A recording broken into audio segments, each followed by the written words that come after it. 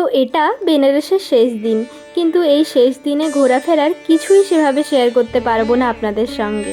হ্যাঁ হ্যাঁ, কারণটা অবশ্যই বলবো, তবে আগে ওই দিন কোথায় কোথায় গিয়েছিলাম ওটা বলি।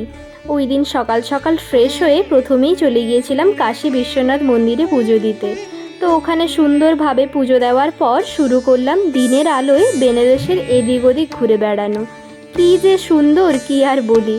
তো শুরু করলাম পায়ে হেঁটে বেশ কিছু ঘাট ঘুরে দেখতে, তারপর বেশ কিছু কেনাকাটাও করলাম। এরপর বেনারসের বিখ্যাত বেসনের লাড্ডু কিনে গেস্ট হাউসে ফিরে লাঞ্চটা সেরে বিকেলের ট্রেনে চেপে ফিরলাম বাড়ি। এবার বলি আপনাদের সঙ্গে শেষ দিনের ডিটেলসে সবটা না শেয়ার করার কারণটা। দুঃখের বিষয় হলো আমার ফোন হঠাৎ করেই এডিট করতে করতে কোনো কারণে রিস্টার্ট হয়ে যায় আর সবটাই ডিলিট হয়ে যায়। এদিক ওদিক থেকে ম্যানেজ করে কিছু ভিডিও ক্লিপ শেয়ার করলাম আর কিছু ফটোর মাধ্যমেও শেয়ার করলাম। তো আমার বেনারস ভ্রমণের ভিডিওগুলো আপনাদের কেমন লাগলো অবশ্যই জানাবেন। কিন্তু আপনাদের তো শেয়ার করা হলো না আমার এক্সপিরিয়েন্স কেমন ছিল।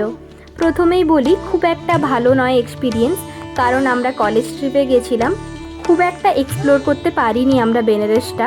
তো ইচ্ছে আছে আবার যাব, জানি না ভবিষ্যতে কবে সুযোগ হবে, তবে অবশ্যই যাওয়ার চেষ্টা করব আর পুরোটা ঘুরে দেখার চেষ্টা করব।